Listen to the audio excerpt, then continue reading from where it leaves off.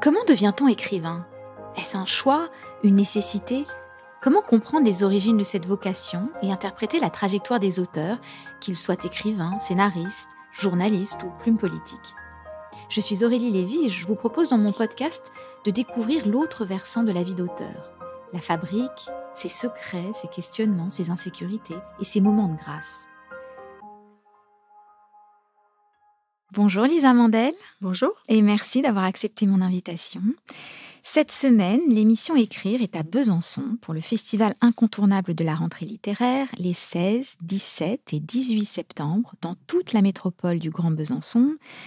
Vous pourrez y rencontrer plus de 200 auteurs de littérature générale, mais aussi de bandes dessinées de jeunesse, près de 100 rencontres, ateliers, lectures musicales, spectacles pour enfants. Il y en a pour tous les goûts et l'entrée est gratuite.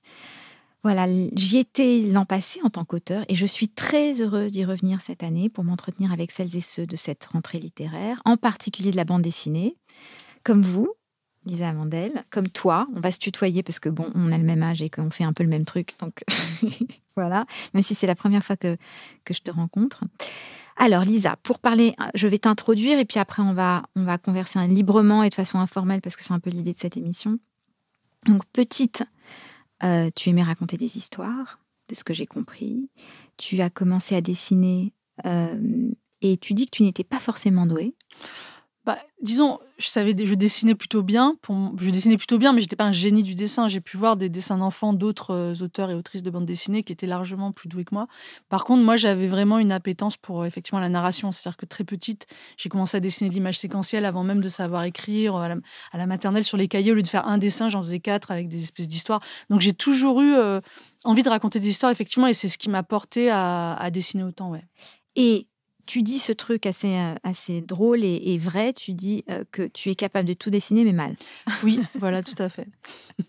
Moi, je dis c'est pas si mal que ça. Hein. Mais on va y revenir justement à ton procédé narratif et tout ça, parce que tu as une vraie intelligence dans l'écriture avec le dessin qui est assez insolite et remarquable. Donc, tu démarres ta carrière dans la BD jeunesse, avec notamment la série Nini Patalo. Et puis, depuis 20 ans, tu racontes à travers tes BD la condition des migrants, les hôpitaux psychiatriques, avec HP d'ailleurs, sur la carrière de tes parents qui étaient infirmiers en hôpital psychiatrique. Et donc, tu retraces l'histoire de la psychiatrie. C'est dément. On va y revenir, mais j'ai adoré. J'ai tout lu ce week-end. C'était vraiment super intéressant. À la fois informatif et quand même, tu nous racontes une histoire et c'est émouvant. Donc, bravo. Tu as aussi fait une BD sur l'industrie pornographique que j'ai vue aussi. Ensuite, l'ambiance de Beyrouth. Les sujets sont larges et toujours intéressants. Ton point de vue est toujours intéressant. Tu co-diriges aussi la collection de BD Sociorama avec la sociologue Yasmine Boga, chercheuse au CNRS, dont le but est de rendre accessible au public des enquêtes sociologiques. Et puis plus récemment, quand tu te sens un peu mal dans ta peau et que tu décides de te prendre en main, tu prends l'initiative comme pour cadrer un peu ta démarche, de poster une page par jour pendant 365 jours sur les réseaux sociaux. Les dessins sont drôles, émouvants, tu y mets en scène tes épreuves, tes humeurs, tes addictions, tes progrès, tes empêchements. Et ces pages deviennent un livre qui s'intitule « Une année exemplaire » et qui paraît en 2020, en pleine crise du Covid. Le livre est financé par crowdfunding. Tu t'auto-édites en quelque sorte et tu crées les éditions exemplaires, défiant par là même la répartition des droits d'auteur en BD, un sujet sur lequel je tiens absolument à revenir parce qu'on parle d'argent aussi dans cette émission, un sujet tabou dans l'écriture. Le but donc de cette structure éditoriale alternative est notamment donc d'assurer une répartition plus juste des revenus pour les autrices et les auteurs, victimes d'une précarisation galopante depuis ces dernières décennies. Et puis, le dernier projet en date, qui s'intitule « Se rétablir », est une sorte de chronique sur le rétablissement en santé mentale. C'est totalement dans l'air du temps. C'est pertinent, j'en ai lu. Alors, tu me l'as envoyé ce matin, donc j'ai lu la moitié. J'ai pas fini, mais c'est dément, vraiment. On apprend plein de choses et on peut retrouver l'intégralité de tous tes travaux sur les réseaux sociaux. Les derniers travaux que j'ai faits depuis que je m'auto-édite et que j'ai monté ma structure éditoriale, on peut tout trouver en intégralité. Les livres que j'ai pu faire chez des éditeurs... on les achète en librairie. De préférence en librairie. Oui. Mais vraiment, j'encourage les librairies indépendantes et les librairies BD aussi, parce que, voilà. Quand je vois tes dernières œuvres santé mentale se prendre en main, ma première question est Comment vas-tu, Lisa Mandel? Je suis un peu débordée. Ouais. La rentrée est chaotique, mais je vais bien. Je vais bien, ouais. Je suis très contente de tout ce que je fais en ce moment au niveau professionnel. Et après, évidemment, étant un peu boulimique, je pense qu'il a été un peu, hyperactive. J'ai accepté, je me suis lancée dans beaucoup de chantiers. Donc maintenant, ça va être le défi d'arriver à les mener à bien. Mais je dois dire que là, la dernière chose un peu importante, enfin même très importante pour moi que j'ai menée, c'est la création de cette maison d'édition, donc les éditions exemplaires, avec mon associé Antoine Vidcock, qui est informaticien. Et donc ça, c'était vraiment un énorme projet qui me tenait à cœur et auquel je pensais depuis des années, et qui a eu, il y a eu un alignement des planètes qui a fait qu'on a pu le mettre à l'œuvre, enfin de le mettre en œuvre et le réaliser. Et donc là maintenant, ça fait 1 an et demi que la structure existe et on est plutôt très satisfait du résultat. Après, évidemment, on essuie les plâtres. C'est une jeune structure, donc on fait un peu on essaie des choses. Tout n'est pas toujours parfait. Mais grosso modo, on respecte en tout cas notre leitmotiv, notre credo, qui est une meilleure répartition des droits pour les artistes-auteurs. Alors, depuis très longtemps, depuis plusieurs décennies, la répartition des revenus générés par le livre, elle est, en tout cas pour l'auteur, elle tourne autour de 8 à 10%, moins en édition jeunesse, ça peut descendre à 6%, et plus quand les autrices et les auteurs arrivent à négocier ou sont, entre guillemets, ce qu'on appelle bankable, c'est-à-dire ils font des grosses ventes, donc ils peuvent se permettre de négocier. Mais grosso modo, on tourne autour de 8-10. 8-10 qui vont évoluer en fonction du nombre d'exemplaires vendus, parce qu'il faut préciser que plus on vend de livres, plus... En général, la proposition qui est faite aux auteurs, aux autrices, aux auteurs, c'est du 8, 10, 12 par exemple. Donc quand on commence jusqu'à, mettons, 10 000 exemplaires vendus, on va toucher 8%. À partir de 10 000, on va toucher 10%. Et puis au-delà de 45 000, mettons, on va toucher 12%. Sachant que aujourd'hui, il y a peu d'autrices et peu d'auteurs qui arrivent à dépasser 10 000. Donc au final, ces pourcentages-là, en vrai, ils comptent un peu pour du beurre, puisqu'au final, on reste toujours sur nos 8%, allez, 9%. Ou 10 si on est chez un petit éditeur, mais on ne va pas tellement au-delà, parce que pour 90% de la profession, aujourd'hui avec la surproduction, on vend pas. C'est rare de vendre plus que 10-15 000 albums, quoi. En fait, on vit des avances, c'est ça qu'il faut expliquer. On vit des avances. L'éditeur offre une avance à l'auteur que l'auteur va devoir rembourser au premier livre vendu. Et qui lui permet de... Oui, donc en fait, pour un livre à 20 €, si vous avez, mettons, 10%, je prends la tranche haute, vous touchez 2 € par livre, sachant qu'on n'est jamais sur du tout TTC, donc on va dire c'est un peu moins. Vous touchez 2 € par livre, faut faire le calcul. Si l'éditeur mise sur le fait que vous allez vendre assez, il va vous avancer 5 000, 10 000, 15 000 €.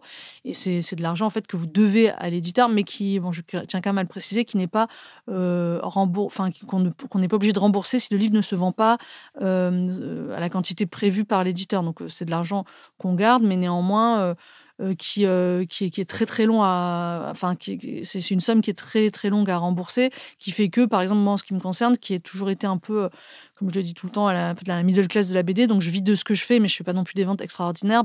Il y a peu de livres sur lesquels aujourd'hui je touche des royalties. Il doit y en avoir peut-être 4-5, 3-4 max sur une production qui va peut-être à, je sais plus combien, 25 bouquins ou 30 bouquins. Je sais pas compter combien de livres j'avais fait en comptant les tomes. Mais donc, en fait, en gros, on est tout le temps dans la dette quand on est auteur de BD aujourd'hui. C'est-à-dire qu'on vit tout le temps avec l'avance, souvent avec l'avance du livre suivant. Ouais. Donc, en fait, ça nous met dans une... Même si elle n'est pas toujours financière, ça nous met dans une précarité qui fait qu'on court toujours après les contrats. Ouais. Et puis alors, attends, je vais rajouter un truc, Lisa, pour que les gens comprennent. Parce que là, tu viens de donner des chiffres. Entre 6 000 et 10 000 ou 15, à la rigueur 15 pour une avance. Mais ce qu'il faut comprendre, c'est que c'est 1 an et demi, un an et demi, 2 ans de travail. Alors non, ça dépend des auteurs. Moi, je mets pas 2 ans pour faire un livre, je dessine vite, mais on va dire que c'est une année, parce qu'en comptant... Une année minimum, ouais. Oui, parce qu'après, il y a tout ça. Après, ça ne s'arrête jamais. Soyons un peu honnêtes. Ouais. Moi, je vais être honnête. Moi, je ne fais pas que ça. Je ne pourrais pas. Je pourrais pas, avec 10 000 € d'avance brute, donc on enlève les charges, on a 6 000. Non, je vis pas avec 6 000 € par an. J'ai 45 ans, je vis pas avec 6 000 € par an. Donc, on fait toujours autre chose quand on est auteur de BD. On fait pas que un livre, sauf si on a vraiment un gros succès et que, effectivement, la réalisation de ce seul livre nous permet de vivre toute l'année. Mais moi, par exemple, j'ai toujours fait plusieurs choses à la fois.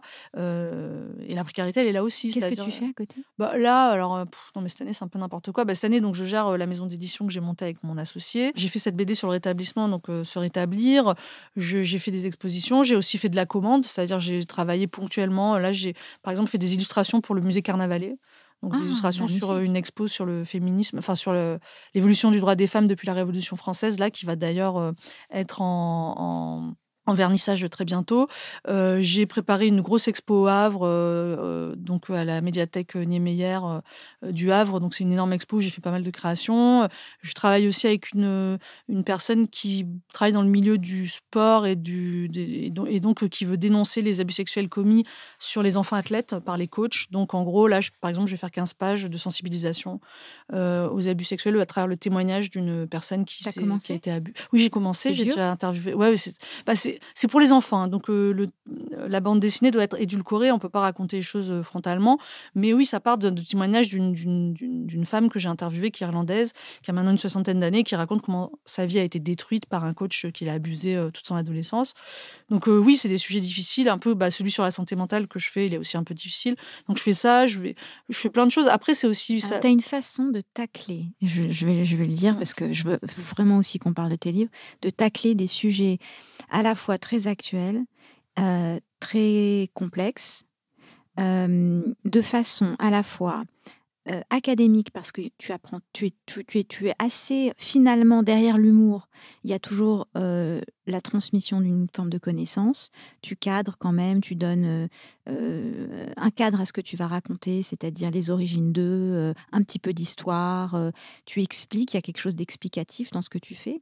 Et puis, il y a aussi une partie très humaine, qui est celle de l'expérience des gens dont tu racontes les anecdotes, etc., leurs émotions qui transparaissent dans tes dessins.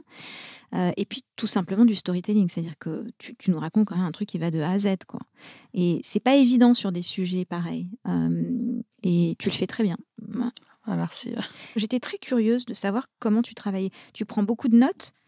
Alors, ça dépend des projets, mais en général, moi, j'enregistre. C'est-à-dire que ce soit HP, qui raconte la carrière de mes parents et d'amis à eux dans les années 70 et qui parle de la transition de l'hôpital, de la transformation en l'hôpital asile d'aliénés, un hôpital de secteur donc plus ouvert. Donc, ça raconte ça à travers la parole infirmière. Là, je les ai filmés. En fait, parce qu'ils étaient toujours...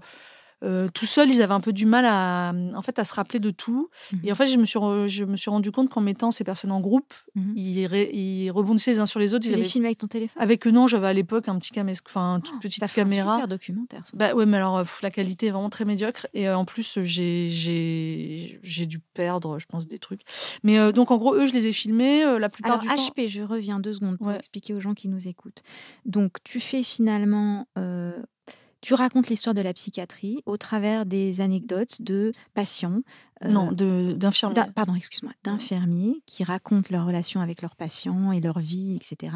Et tu montres, ce qui est assez intéressant, surtout dans le premier volume, cette partie qui va être cet événement très important dans l'histoire de la psychiatrie, où elle va être modernisée à un moment donné dans les années 70. Ça va en fait, vont coexister 2 hôpitaux, 2 formes de psychiatrie. Une psychiatrie plus carcérale qui date du temps d'avant et une psychiatrie hyper moderne, avec très marquée par les courants d'antipsychiatrie, enfin très marquée par aussi toutes les avancées de mai 68. Et donc, ces 2 visions de la psychiatrie vont un petit peu s'entrechoquer. Donc, ce qui est intéressant aussi dans cette époque-là, c'est qu'il n'y a pas eu une transition genre, alors au début, c'était l'asile, et puis hop, c'est devenu l'hôpital de secteur. C'est que pendant des années et des années, les 2 ont coexisté. Et c'est ça qui est intéressant. C'est qu'on avait des infirmiers qui passaient de l'un à l'autre. Ils se retrouvaient, selon le service où ils étaient, c'était plus du tout la même ambiance.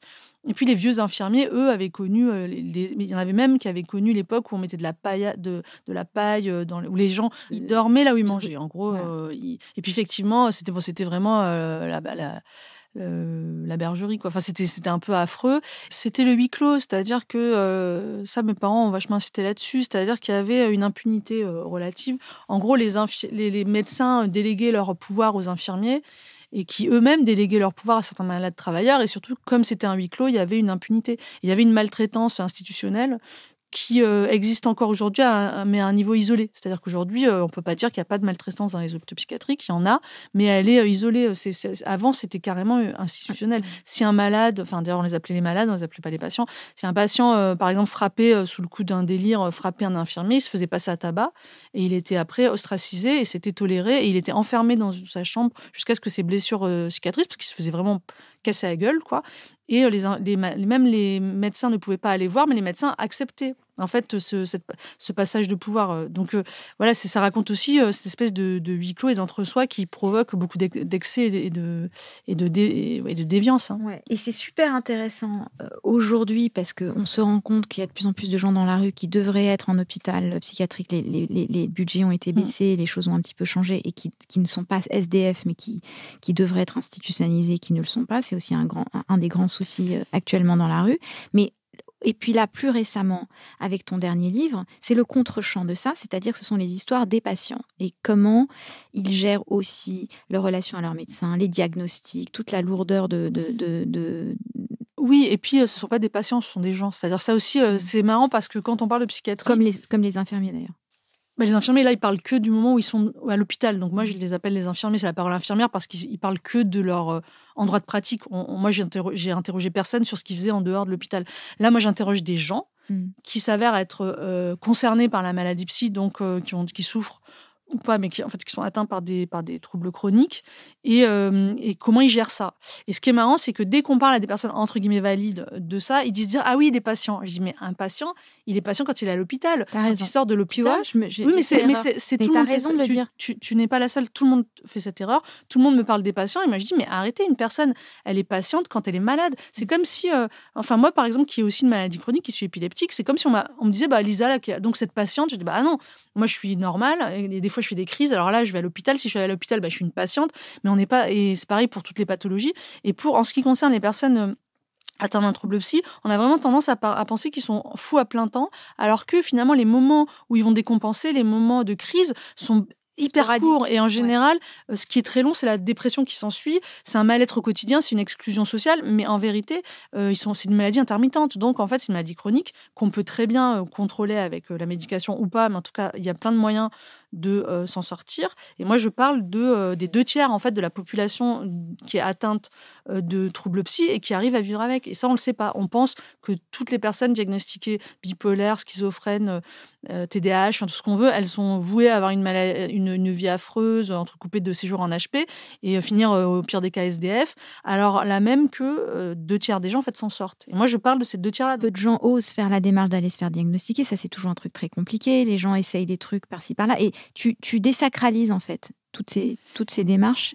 Étonnamment, alors parce que moi, au départ, ça partait d'une commande, cette histoire de se rétablir. C'est un ami médecin qui était très branché antipsychiatrie qui m'a dit il faut qu'on connaisse plus le concept de rétablissement. Ça te dirait pas de faire une BD là-dessus? Je parle de ça, c'était il y a 5 ans. Et moi, en fait, j'avais commencé à étudier un centre d'accueil pour personnes qui sortaient de l'hôpital. C'est une alternative à la rue, mais le centre a pas bien fonctionné avec la façon dont c'était mené. Et moi, j'ai décidé... en fait, j'ai mis longtemps à rebondir après ça parce que ça m'avait un peu désorganisée. Et finalement, j'ai choisi d'interroger les personnes elles-mêmes. Et là, je me suis rendu compte que tous les discours que j'entendais depuis des années par exemple, anti-médoc, ils sont pas valables pour tout le monde. C'est-à-dire que moi, les gens que j'ai rencontrés là et qui s'en sortent, alors, il se trouve que, c'est exceptionnel peut-être, mais ce sont que des gens qui prennent un traitement. Alors attention, pas un traitement lourd, ils ont réussi à trouver la dose qui leur convenait, à des petites doses pour pouvoir fonctionner normalement, parce que sinon, des camisoles chimiques, ça empêche de vivre aussi. Mais c'est des gens qui ont fait des errances thérapeutiques, des fois qui ont duré 20 ans, mais qui, au final, ont trouvé un espèce d'équilibre entre le bon thérapeute, le bon médicament, l'entourage, et comment ils se construisent une vie aussi qui correspond à leur fragilité, à leur force. Mais tout ça, c'est un espèce de cocktail, quoi. Et donc, ça s'appelle l'existence. Ça s'appelle l'existence, et donc ce truc des médicaments, moi, je suis ni pour ni contre. Je pense que chaque personne... Mais c'est important pour moi, Lisa, parce qu'il y a une grande mouvance anti-médoc, etc. Et je pense que pour certaines personnes, c'est nécessaire. Bien sûr. Et il y a une injonction à s'en sortir seul ou faire avec... Voilà. Et le développement personnel a aussi beaucoup prôné la pensée positive, mais dans certains cas, il faut vraiment se soigner, en fait. Et il n'y a rien de mal à ça. Et puis, on n'est pas tous atteints de la même manière, de la même pathologie. Bien sûr. Moi, là où je me suis sentie très proche, si vous voulez, des gens qui étaient médiqués, surtout des personnes bipolaires, c'est que le traitement pour l'épilepsie que je prends, c'est les mêmes molécules que les traitements pour la bipolarité. Donc, je vois très bien les effets secondaires, je les vois sur moi, ça fait des années que Et moi, j'ai fait comme les gens. C'est-à-dire qu'il y a des moments où j'ai arrêté mes traitements en disant j'en ai marre, ça m'empêche de vivre, je me sens pas bien, j'ai l'impression de plus rien, de plus apprécier rien. J'ai arrêté et puis j'ai dû reprendre parce que ma vie, elle était devenue un enfer. Parce que quand on a une maladie neurologique ou psychiatrique qui nous handicape vraiment, c'est-à-dire que moi, je me retrouve aux urgences, je tombais dans la rue, c'était dangereux, devant mes amis, ça leur faisait peur. Je me retrouve aux urgences, après je faisais des dépressions parce que j'avais des grosses crises d'épilepsie. Et puis parce que le traitement épileptique te donne aussi, ça c'est une des conséquences, le traitement il joue aussi sur tes humeurs. Oui. Et quand tu es épileptique, d'après ce que mon meilleur ami est épileptique, donc c'est un sujet que... Par exemple, je crois que quand tu prends du Prozac en plus, ça n'aide pas le traitement parce qu'il y a des traitements qui se contrecarrent. Tu peux pas prendre d'antidépresseurs. Enfin, les antidépresseurs sont pas toujours recommandés en cas d'épilepsie. Enfin, tout ça, c'était pas pour parler de mes problèmes d'épilepsie, c'était pour dire que moi-même, en l'ayant vécu, en fait, en étant concernée par le fait d'avoir une maladie chronique et de devoir me prendre des médicaments matin et soir, je comprends à 200% que les personnes qui sont concernées et qui doivent prendre des médocs tous les jours, à des moments donnés, aient envie d'arrêter. Et je comprends aussi que moi, je connais d'autres épileptiques qui ne sont pas médiqués, mais parce qu'ils n'ont pas la même chose que moi. Eux, ils se baladent pas dans la rue et ils risquent pas de se retrouver aux urgences. Eux, ils peuvent fonctionner parce que c'est des petites absences. Et de la même manière qu'on peut être touché par des troubles psy et pouvoir se gérer avec mais d'autres personnes, moi que je connais, sans médicaments, ne peuvent pas fonctionner. Donc, c'est pour ça qu'il faut pas...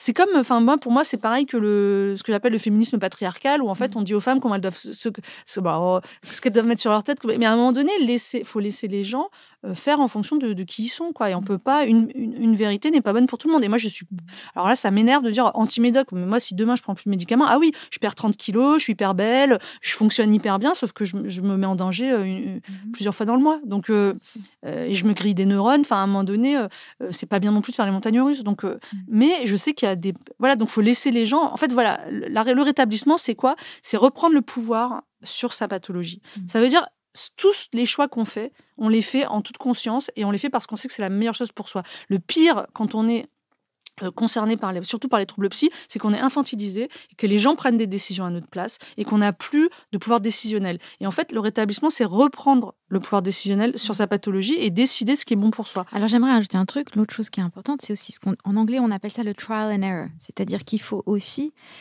s'octroyer une forme un laps de temps pour comprendre, essayer, rater, recommencer. C'est-à-dire que ça, c'est une autre chose. Je te dis ça parce que il y a une exigence aussi. Quand on est diagnostiqué, on a des attentes aussi après. C'est-à-dire qu'on veut tout de suite trouver le traitement, on veut tout de suite aller mieux. Et en fait, il faut apprendre à vivre avec tout ça, mais de la même manière qu'il faut apprendre à vivre avec le deuil, ou avec l'abus, ou avec le stress, ou avec... Et ce qui est intéressant dans ton bouquin, c'est que tu montres ça aussi. C'est-à-dire que ce sont des parcours. Oui, et puis un des piliers du rétablissement, c'est accepter l'idée qu'on n'aura jamais la vie qu'on avait avant la maladie.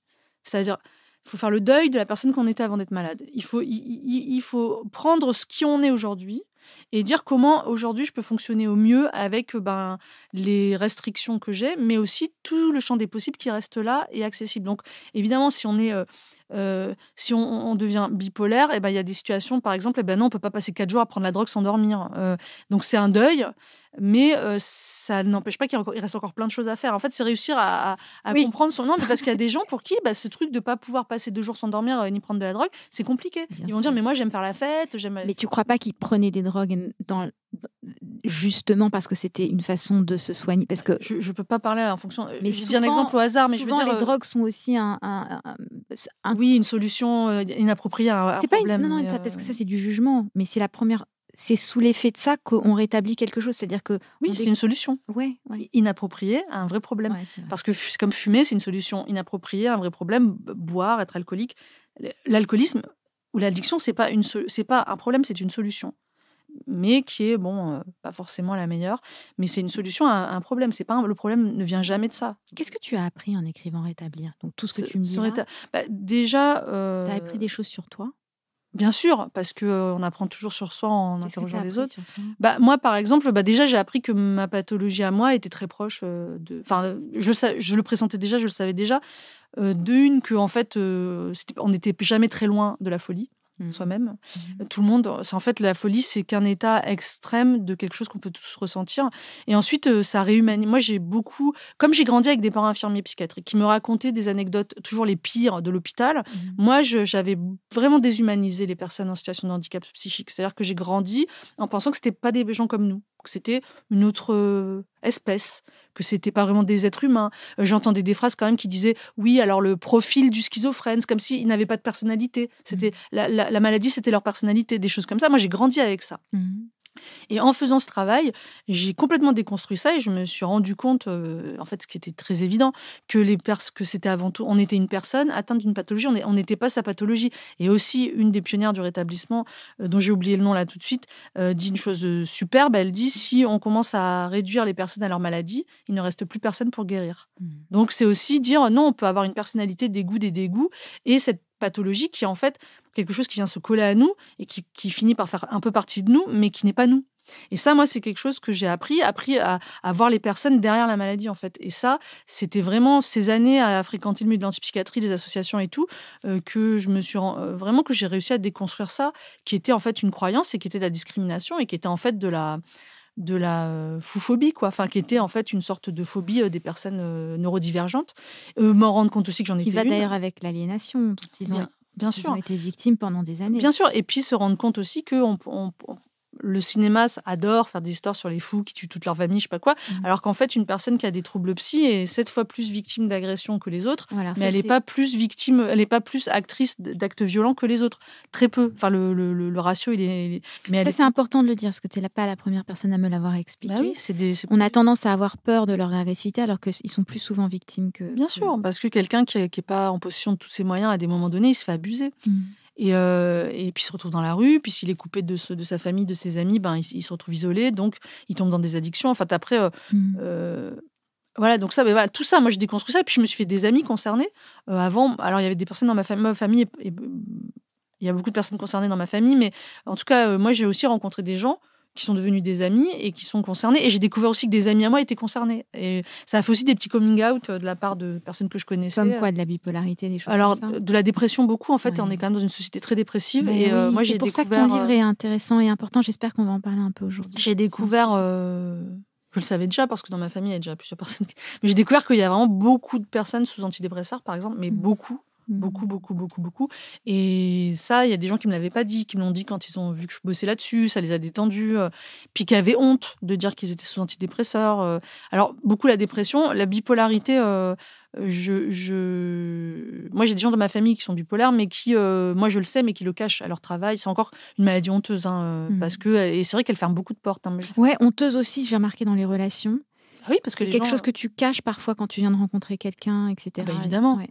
Parce que pour les gens, c'est dire il y a un risque pour que cette personne, elle décompense à un moment donné, qu'elle me fasse une bouffée délirante, qu'elle se mette à faire n'importe quoi. Ça fait peur, la folie. Donc dire, bah oui, j'ai cette fragilité-là et je peux, à un moment donné de notre relation, éventuellement rechuter, c'est parce que c'est pas évident aussi la vie avec une personne concernée. Donc après, la personne, si elle est bien stabilisée, qu'elle est en rétablissement et tout, il n'y a pas de raison finalement que la relation ne soit pas possible. Mais les gens en ont vraiment très peur, parce qu'on imagine toujours que la personne va faire n'importe quoi d'un coup, qu'elle va mettre le feu à l'appartement. Enfin, je sais pas ce que les gens... Et c'est stigmatisant. Et même dans mon propre lieu de travail... Enfin bref, j'ai vu autour de moi parfois des espèces de réactions parfois un peu frileuses. Et même moi, ce que j'ai constaté aussi, qui m'a outrée, c'est des amis qui sont pour ailleurs antiracistes, enfin qui sont contre toute xénophobie, qui sont soutien LGBT, tout ce qu'on veut, et qui disent, quand ils parlent d'une personne qui a des troubles psy, qu'ils disent le gros taré dans la rue. Et je me dis, c'est fou, ils diraient jamais un truc raciste, ils diraient jamais à la Gouine, je sais pas quoi. Mais alors, ils disent le gros taré, je me dis, c'est fou. En fait, il y a vraiment une discrimination aussi à ce titre-là, où on se permet de leur mal. Tu as raison, et tu as raison aussi de dire que c'est engendré par la peur. Bien sûr. Et la folie qui est en chacun d'entre nous, et la fragilité qui est en chacun d'entre nous, parce que on peut vite vriller. Et puis je pense qu'en fait, d'abord, ce sujet, il est vraiment à l'ordre du jour, notamment depuis le Covid, parce que ça a exacerbé justement, il y a des pathologies qui se sont dévoilées, qui se sont manifestées. Du fait aussi de l'enfermement, etc. Il y a et puis la dépression est aussi un autre grand sujet. Quelle était l'intention de ton livre et qu'est-ce que tu as envie à travers ce rétablir? Quel effet que tu veux que ça produise sur les gens? Déjà, c'est une déstigmatisation de la maladie mentale. C'est une meilleure connaissance de ce que c'est. Et puis, c'est montrer aux gens qu'on s'en sort et que c'est pas une condamnation à vie. Et surtout, non, mais le premier truc, c'est vraiment déstigmatiser. C'est-à-dire qu'on arrive à plus percevoir les personnes concernées comme des personnes, quoi. Mais c'est un peu le travail que j'avais fait aussi avec la jungle de Calais. Il y avait aussi une volonté de réhumaniser, d'arrêter de voir une personne en exil comme un migrant qui serait d'une autre espèce que nous, parce que demain, ça peut être nous, quoi. Oui. Et en fait, c'est demain, ça peut être nous qui décompensons. Demain, ça peut... En fait, c'est toujours remettre un peu... l'humain, la fatalité, l'humain, oui, puis rappeler aux gens qu'on est tous pareils, quoi, effectivement, et que on peut tous. Alors évidemment, il y en a qui sont mieux lotis que d'autres, il y en a qui seront jamais SDF, mais on peut tous finir dans la rue, on peut tous finir malade, et probablement qu'on va tous finir malade à un moment donné de notre vie, que ça arrivera à tout le monde, et qu'on peut tous avoir une maladie psy. Et on peut s'en sortir, parce que là, on est... Oui, et qu'on reste... Oui, bien sûr, et que surtout, avec le bon accompagnement, on peut avoir une vie correcte. Et c'est vrai que ce livre, il a fait du bien, je sais, à des personnes qui sont en début, par exemple, de rétablissement, qui sont concernées depuis pas longtemps, et j'avais envie aussi de donner un message d'espoir aux gens pour dire oui, bien entouré, il est possible de s'en sortir. Quand tu as écrit, c'est pendant le Covid, ces 365 jours où tu écrivais justement parce que tu voulais te reprendre en main, il y a un lien quand même, il y a un passage de l'un à l'autre.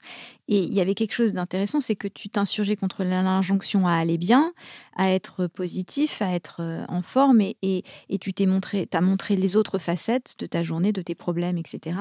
Tu as finalement attaqué toute cette notion de perfectionnisme et d'exemplarité. Oui, j'ai un peu raté mon année, entre guillemets, dans le sens où j'ai pas du tout Alors, réussi à... raconte ton projet, parce que les gens... Mon projet, en fait, il y avait plusieurs projets En vrai, je voulais m'auto-éditer. Ça commençait comme ça. Je voulais m'auto-éditer parce que je voulais sortir un peu du milieu de l'édition classique dans lequel moi j'étais depuis 20 ans, parce que j'ai toujours été chez des gros éditeurs, à part l'association qui est peut-être le plus gros des éditeurs indépendants, mais j'étais chez Casterman, chez Glénat, chez Delcourt, j'ai été chez Gallimard, enfin j'étais aussi des gros éditeurs, et j'avais envie de voir ce que ça donnait si je faisais tout de A à Z. Et puis, donc, il y avait finalement... Et j'ai décidé de faire une année exemplaire parce que je me disais, ce serait bien que je me remette en forme. Donc, je m'étais dit, tiens, l'un dans l'autre, le sujet, c'était un peu un sujet prétexte.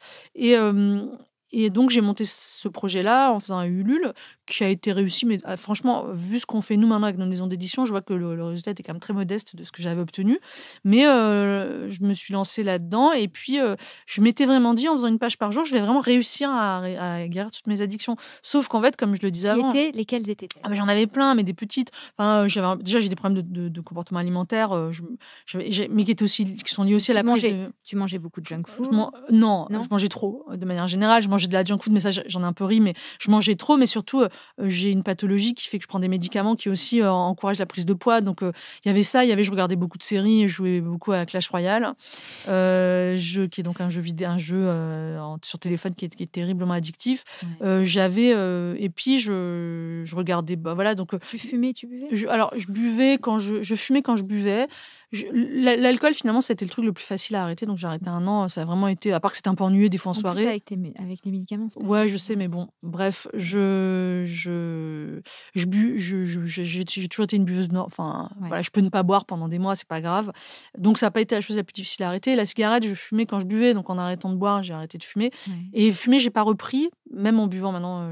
Mais les autres trucs, en fait, c'est ce que je disais, c'est qu'en fait, je me suis rendu compte que toutes ces petites stratégies d'addiction qui sont pas très graves, mais qui sont quand même pénibles, ça permettait de tenir, en fait. Et sans ça, moi, j'ai fait des crises d'angoisse, je me suis mis à faire des attaques de panique. Alors, c'est ça qui est intéressant. C'est que donc, tu as fait tout ce projet. Les dessins sont super, vraiment. J'invite tout le monde à les regarder sur les réseaux sociaux. Surtout très rigolo, en vrai. Mais très rigolo. On reparlera après de l'importance des réseaux sociaux, parce qu'on en dit beaucoup de mal, mais dans ton cas, ça a été positif. Et donc, en fait, tu décides d'être clean, et là, tu commences à avoir des crises d'angoisse. Ouais. Donc, c'est là que finalement, le mal le plus profond, c'est-à-dire le vide qu'on comble aussi avec qu'on comble aussi avec les addictions, s'est réveillé. Ce mal s'est réveillé, est venu. Oui, il m'a rattrapé. Je me suis rendu compte de pourquoi j'avais ces stratégies-là. Alors pourquoi ? Parce que je suis quelqu'un d'extrêmement anxieux et que, en fait, pour 1000 raisons qui n'appartiennent qu'à moi... Est-ce que tu es en analyse ? Oui. J'ai toujours été en thérapie depuis mes 25 ans. En fait, non, mais pour des raisons qui m'appartiennent et qui sont communes à plein de gens. Il n'y a rien de très original. Moi, je suis quelqu'un de très Papa, anxieux. maman et les grands-parents. Oui, et puis quand on a des parents anxieux, on fait voilà, les chiens font pas des chats, mais mes parents sont aussi anxieux pour des raisons qui leur appartiennent. Mais voilà, après, c'est des généalogies de Bien gens sûr. qui vont pas forcément bien. Des constellations familiales. Pour X raisons. Et aussi ma maladie. C'est-à-dire que les traitements pour l'épilepsie créent un trouble anxieux général. 60% des personnes qui sont épileptiques souffrent de troubles anxieux généralisés. Donc, c'est aussi quelque chose qui est aggravé juste par ma pathologie. Et en fait, toutes ces stratégies-là, elles me permettaient de me calmer, tout simplement. Alors, tu vois, en parlant d'épilepsie, donc tu sais que mon meilleur ami est épileptique, et donc je me suis intéressée à l'épilepsie. Et je me suis intéressée aux causes émotionnelles de l'épilepsie. Et je ne sais pas si tu as déjà lu ce truc. Je te le lis, peut-être ça t'intéressera. Oui, je veux bien le... L'épilepsie est une affection nerveuse chronique caractérisée par la répétition plus ou moins fréquente de crises convulsives, générales ou localisées, au déroulement stéréotypé. Son apparition est prévisible et généralement de courte durée, généralement de courte durée. Elle est appelée le grand mal ou petit mal selon la gravité de la maladie et la cause. Alors, les causes émotionnelles. On en souffre généralement quand on est une personne qui est du genre à ne pas pardonner un faux pas, un lapsus. Les gens qui tentent par tous les moyens de cacher leurs erreurs. Qui s'accusent beaucoup trop souvent, manquant ainsi d'amour pour eux-mêmes. Pour compenser, ils tentent de faire combler ce manque par les autres. Ce sont souvent des gens qui ont des désirs de violence intérieure qui se retournent contre eux-mêmes. Avec une crise d'épilepsie, on se fait violence. Et cette dernière, la crise, se manifeste quand on ne peut plus contrôler, en fait, quand on a trop pris sur soi.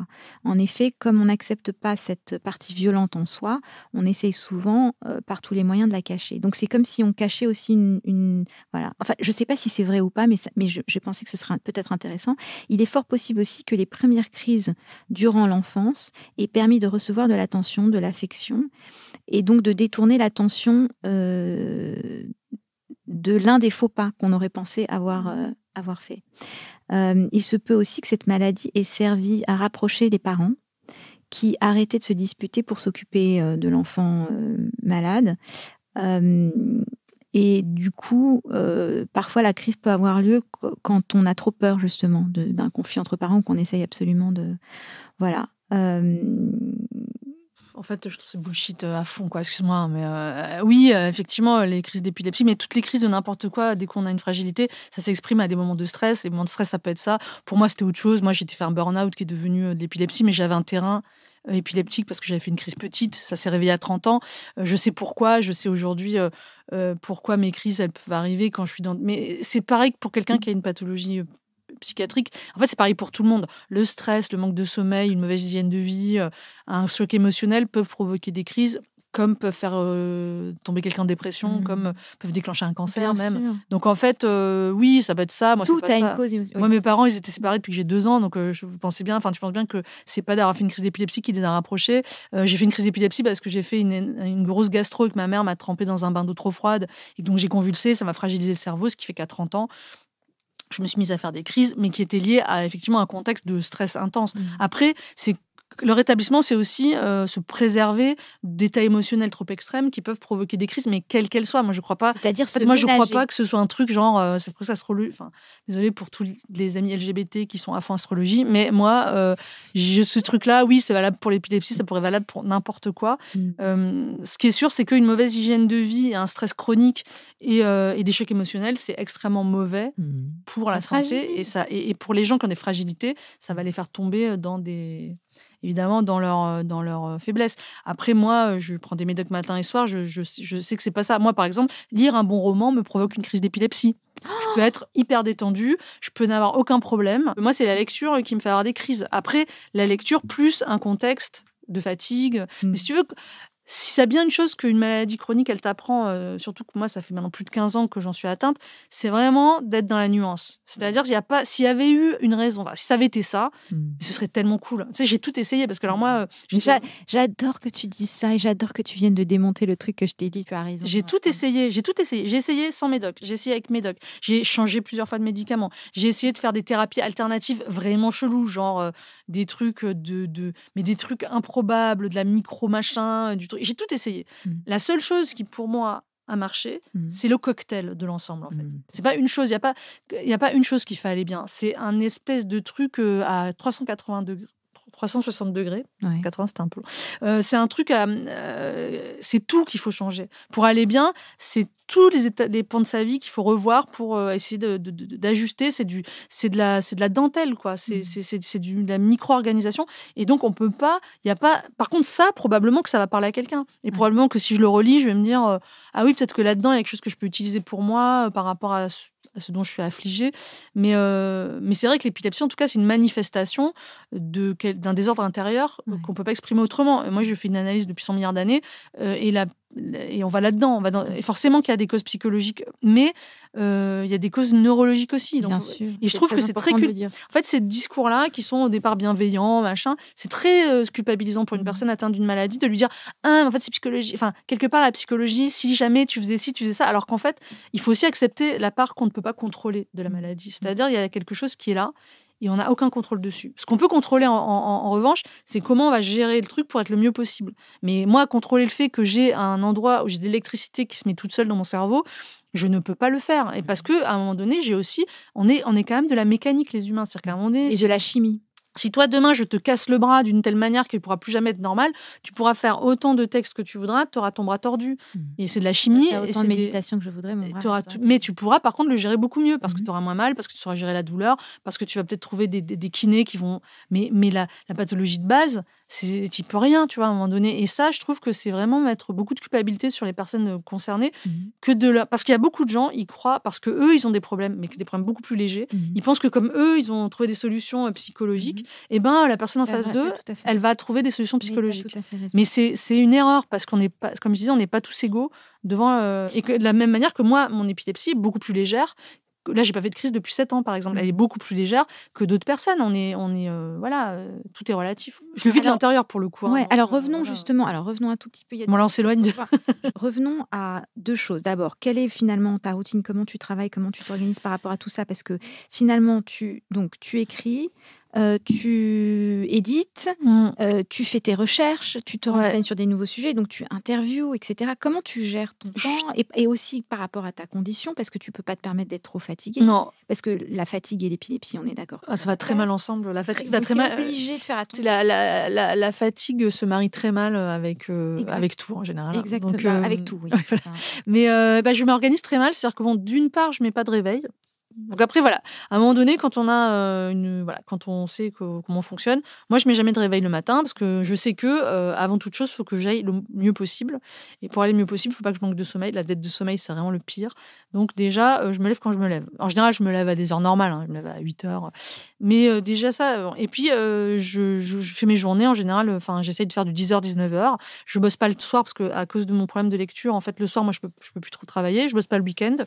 Et après, au milieu de ma journée, un peu tout s'organise de manière anarchique. Et en général, c'est la panique. Donc moi, en fait, je passe toute ma journée à paniquer. Mais de 10h à 19h, à partir de 19h, j'arrête de paniquer. Avant 10h, je ne panique pas. Et le week-end, voilà. Donc mais tu t'es créé des plages où tu arrêtes de paniquer. C'est-à-dire que tu t'autorises la panique en te disant... c'est aussi une discipline. Oui. Je peux pas, de toute façon. Oui, c'est une discipline, mais je suis pas la personne la mieux organisée de la Terre. Je fais tout. En fait, moi, je mène tout de front. Donc, parfois, je prends du retard. C'est-à-dire que je fais tout en arborescence. J'ai 5-10 projets à la fois que je mène, alors c'est n'importe quoi, et je sais qu'il faudrait pas que je fasse comme ça, mais bon, ça fait 25 ans que je fonctionne, j'ai toujours fonctionné comme ça, mais c'est très fatigant. Je sais que ce serait mieux d'arriver le matin, de dire voilà, aujourd'hui je fais ce truc, mais j'ai 1000 coups de fil, là je suis là par exemple à faire cette interview. Et moi je t'ai demandé ça il y a 2 jours, tu dois avoir 50 000 autres choses à faire. Oui, donc je viens, je me déplace, là j'ai mon vélo qui est en panne, après c'est la vie quoi. Mais mon orga, en gros, c'est que j'ai des plages de temps, et dans ces plages de temps je bosse, je prends jamais de vacances. Voilà, je prends jamais de vacances, non, très rarement. Mais par contre, je me repose tout le temps. C'est-à-dire, si je suis fatiguée, par exemple, hier j'ai eu une migraine ophtalmique, je me suis endormie et je me suis réveillée à 20h. J'ai pas bossé de 3h à 20h, j'ai pas bossé. C'est violent les migraines. Ouais, ça fait partie de voilà. Après c'était c'est le pack. Mais c'est pas grave. Mais ce que je veux dire, c'est que je me permets de pas travailler s'il y a des jours où je le sens pas. Mais par contre, c'est vrai que je prends très peu de vacances, ce qui est pas bien. mais voilà, moi je bosse. Et puis c'est aussi profession libérale, ça veut dire que si tu bosses pas, tu gagnes pas d'argent. Oui, voilà. Quoi. Donc j'ai pas les congés payés. Ah bah oui, aux gens, j'ai pas de congés payés. Ça revient beaucoup chez les dessinateurs, les gens, les écrivains. Enfin, on prend pas beaucoup de vacances dans la BD. Et après, je fais des demi-vacances. Parfois, je pars dans un endroit, je bosse un petit peu. Je fais des moments où je bosse moins, mais je bosse toujours un peu. C'est rare que je fasse des vraies coupures. C'est arrivé là cet été. T'as pas parlé de... Il y a de la place pour ta vie affective dans tout ça? De 19h à 10h et le week-end. Si, comme une personne normale, moi, de 10h à 19h, je suis en panique. Tout le reste du temps, j'ai ma vie comme quelqu'un qui va au travail et rentre chez lui. Non, j'ai le temps pour mes dramas, pour ma vie, pour mes ruptures, pour mes histoires d'amour. J'ai pas d'enfant, donc ça aussi, ça enlève quand même beaucoup de stress et d'occupation, parce que quand on a des enfants, c'est vrai que je bosserai moins. Enfin, après, les choses se seraient équilibrées autrement. Elle se cadre, c'est un cadre aussi, hein, ça implique un cadre. Oui, mais je suis un peu, de toute façon, mon travail, c'est ma vie. Ça, je veux dire, quand on fait un boulot de créatif, de toute façon, c'est pour eux, quoi. On s'arrête jamais vraiment. Moi, j'arrive le soir, que si je dors pas, je peux imaginer des nouveaux. Souvent, je pense à mes nouvelles idées le soir dans mon lit. Mais alors, ça, c'est un autre truc, on m'en arrive à l'écriture. D'abord, comment est-ce que tu t'y prends? Parce que c'est scénarisé. Donc c'est toi qui tu penses d'abord à l'histoire ou tu l'écris en même temps que tu dessines? Comment se passe le procédé de l'écriture? Moi souvent, alors je suis sur de l'écriture des petits épisodes. Moi je fonctionne beaucoup par tronçon. Alors j'ai écrit déjà des longues histoires qui se tenaient sur 200 pages, mais je bosse beaucoup par petits épisodes, moi. Et chaque petit épisode, l'un à la suite de l'autre, crée la grande histoire. Donc souvent, pas même se rétablir, par exemple, c'est des épisodes de ils font quand même parfois 30 pages et tout, mais finalement je suis le genre je suis le cours du torrent, c'est-à-dire que par exemple quand quelqu'un me raconte son histoire, je vais trouver une chronologie. Alors parfois les personnes elles-mêmes elles s'embrouillent un peu, donc il faut remettre dans l'ordre ce qu'elles ont raconté. Mais moi, je me base... dans le documentaire, je me base beaucoup sur la chronologie. Je décide que la chronologie, c'est mon fil rouge. Et ensuite, du coup, les choses se font comme ça. Ensuite, oui, j'écris en même temps que je dessine. Ouais. C'est-à-dire, je fais pas de storyboard, Donc, tu as une capacité innée à raconter des histoires, quoi. Innée, je sais pas si je l'avais... quand même. Je raconte... moi, je viens du Sud, où quand même les gens sont un peu des conteurs, quoi. Oui. Et ma mère raconte très bien les histoires. Moi, j'ai grandi dans des endroits où les gens racontaient bien les histoires, donc je pense que j'ai grandi avec ça. Après, oui, je scénarise... En fait, j'ai une facilité à scénariser n'importe quoi. C'est-à-dire, il m'est arrivé n'importe quoi dans la rue. Alors qui est pas intéressant, même moi je trouve que c'est pas intéressant, j'ai une facilité à en faire un truc un peu rigolo à lire. Là il m'a encore arrivé des trucs où je ne peux pas en parler parce qu'à un moment donné il y a aussi ma vie privée, je la protège bien. Je me suis dit putain là ça ferait une super BD, mais donc j'ai une capacité à transformer la réalité pour en faire quelque chose de rigolo et ça oblige à faire un pas de côté, un peu d'autodérision saupoudrée, voilà. Donc j'ai cette capacité-là, oui, mais c'est que quand je dessine. Si je veux dire, je suis pas quelqu'un qui a beaucoup de recul sur soi dans la vraie vie. C'est-à-dire que je peux me vexer, parfois je suis déprimée. Mais par contre, du moment où je transforme ça par le dessin, ça devient drôle et ça fait prendre du recul. Et oui, donc ce truc-là, je l'ai développé avec les années. Peut-être une capacité à savoir raconter des histoires pour qu'elles soient marrantes, même si le sujet n'est pas... Et à savoir aussi trouver dans la situation ce qui est drôle. Et ça, c'est quelque chose que je fais beaucoup avec les jeunes auteurs qui travaillent, qui se mettent à travailler dans notre maison d'édition. Là, il y a des jeunes auteurs qui ont un potentiel comique énorme, mais je sais que c'est des discussions que j'ai eues avec eux, du coup, qui m'ont fait aussi conscientiser des choses que je faisais comme ça, d'instinct. C'est de dire, mais attends, dans ce que tu me racontes, là, tu me racontes le truc, et quand on le voit en BD, c'est pas hyper drôle. Alors que quand tu le racontes, on sent que ça t'a fait rire. Réfléchis à ce qui, toi, dans ton histoire, t'a fait rire. Et là, remets-la sur le papier. Et en fait, c'est marrant, c'est ce truc-là, en fait, d'arriver à retirer la chose qui nous a amusés et de la magnifier, de la mettre en avant dans l'histoire. Et ça, c'est quelque chose qui, pour moi, est quelque chose d'inné. J'aime pas trop l'idée de l'inné, mais c'est quelque chose dont j'ai vraiment l'habitude et qui n'est pas forcément quelque chose qui est facile à faire, en fait. Mais ça fait partie, on a chacun ses défauts, ses faiblesses, même dans son métier. Moi, il y a des trucs que je suis vraiment pas bonne, et d'ailleurs, j'y vais très peu. Genre le dessin de presse, je suis pas vraiment très bonne. En dessin pur, je suis pas une grande dessinatrice, mais j'ai trouvé des moyens. Mais en narration, c'est vrai que j'ai des forces, et moi, je suis plus pour d'élargir sa zone de confort plutôt que d'en sortir. Parce qu'il y a tout ce truc de dire, oui, il faut sortir de sa zone de confort dans la vie. Et j'avais rencontré un ancien champion de France de nage, qui avait fait un TED Talk qui était devenu après. T'en as fait une super d'ailleurs de TED Talk que j'ai écouté. Ouais. Bon, continue. Donc c'est lui qui m'a dit, mais en fait moi le jour où j'ai gagné en fait, c'est pas que j'étais sortie de ma zone de confort, c'est que je l'avais élargie. Et moi je me suis dit mais c'est exactement ça. Comment devenir le meilleur possible là où on est déjà bon. En fait je crois pas trop qu'il faille aller à un endroit où on est nul et qui nous fait peur, mais je crois à aller encore plus loin là où on a déjà des capacités pour vraiment faire quelque chose de bien. Voilà, Quelle est la question que tu aimerais qu'on te pose et qu'on ne te pose jamais? La question... Oh là là, alors ça, j'aurais dû me laisser 3 jours pour y réfléchir. Une question qu'on me pose jamais. Quelque chose que dont tu n'as jamais l'occasion de parler. Pourquoi je fais ça? Alors? Eh ben, enfin, c'est pas qu'on me la pose jamais, mais j'ai l'impression qu'on me la pose pas souvent. De pourquoi on fait ce qu'on fait. Ouais. On me dit à comment? Pourquoi tu fais ce que tu fais? Pourquoi tu fais ça? Pourquoi t'as choisi... Enfin, pourquoi tu fais ce que tu fais? Enfin, donc c'est une question que je trouve intéressante. Et donc je me suis rendue, et puis il a fallu des années pour m'en rendre compte de pourquoi je le faisais et pourquoi je fais les choses que je fais aujourd'hui parce que j'ai l'impression que ça va dans le bon sens, quoi. Et en vieillissant, en fait, j'ai fait des BD plus entre guillemets anecdotiques en début de carrière. Et c'est vrai que aujourd'hui, j'ai l'impression de faire du militantisme dans ce que je fais. Et je suis pas en train de dire que c'est pas bien si on fait pas comme ça. Mais moi, en tout cas, j'ai eu un moment. Quand j'étais petite, je faisais du dessin, ça pour un peu me distinguer, pour qu'on m'aime, pour trouver ma place. Et comme j'étais une personne un peu atypique, un peu singulière, j'avais un peu du mal socialement. C'était un moyen pour moi, ça a été un moyen pour moi d'exister. Et j'ai longtemps fait du dessin, été bonne à l'école et tout pour plaire à mes parents. Et un jour, j'ai eu une grosse crise existentielle parce que j'avais plus besoin de plaire à mes parents. Et j'ai vraiment eu un moment où je savais plus pourquoi je faisais les choses. Et j'ai vraiment eu une crise de vocation à me dire, mais depuis que j'ai 4 ans, je veux faire de la BD, maintenant j'en fais. Est-ce que j'en fais pour les bonnes raisons et tout ça? Et il y a quelques années, je me suis mise à faire beaucoup plus de BD documentaires et tout ça, et beaucoup plus de BD engagées.